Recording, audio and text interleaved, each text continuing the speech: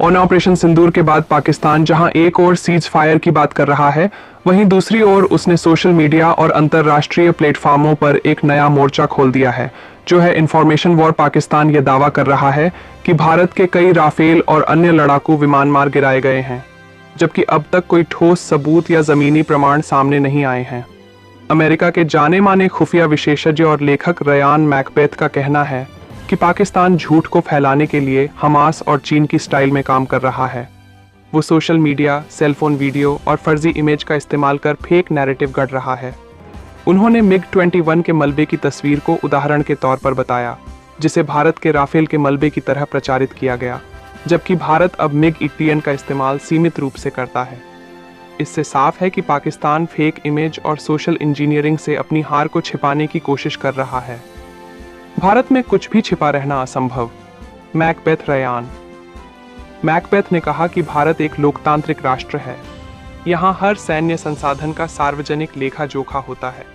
अगर भारत ने कोई विमान खोया होता तो वह बजट दस्तावेजों, संसदीय रिपोर्ट या मीडिया जांच के माध्यम से सामने आ ही जाता।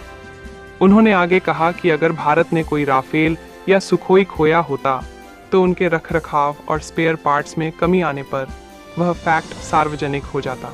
भारत में कुछ भी छिपा रहना असंभव है। फर्जी नैरेटिव से दबाव बनाना, PAK की रणनीति। रयान मैकबेथ ने कहा कि भारत एक लोकतांत्रिक राष्ट्र है। यहाँ हर सैन्य संसाधन का सार्वजनिक लेखा जोखा होता है। अगर भारत ने कोई विमान खोया होता तो वह बजट दस्तावेजों, संसदीय रिपोर्ट या मीडिया जांच के माध्यम से सामने आ ही जाता। उन्होंने आगे कहा कि अगर भारत ने कोई राफेल या सुखोई खोया होता तो उनके रखरखाव और स्पेयर पार्ट्स में कमी आने पर वह फैक्ट सार्वजनिक हो जाता। भारत में कुछ भी छिपा रहना असंभव है। फर्जी नैरेटिव से दबाव बनाना, PAK की रणनीति।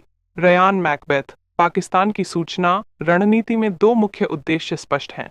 अंतर्राष्ट्रीय समुदाय की सहानुभूति बटोरना ताकि भारत को आक्रामक दिखाया जा सके, अपने नागरिकों और सेना का मनोबल बनाए रखना ताकि ऑपरेशन सिंदूर की मारक क्षमता को नकारा जा सके।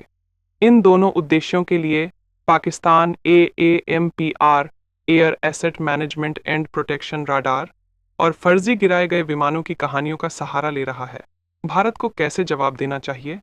रयान मैकबेथ और अन्य विशेषज्ञों की राय स्पष्ट है कि भारत को 21वीं सदी के इंफॉर्मेशन वॉर युद्ध में भी उतनी ही तत्परता से लड़ना होगा जितनी अग्रिम मोर्चे पर। भारत को फर्जी वीडियो और अफवाहों का तुरंत खंडन सरकारी हैंडल से किया जाए। डिजिटल बुलेटिन और ऑपरेशन सिंदूर की प्रामाणिक फुटेज फैक्ट सार्वजनिक किए जाएं।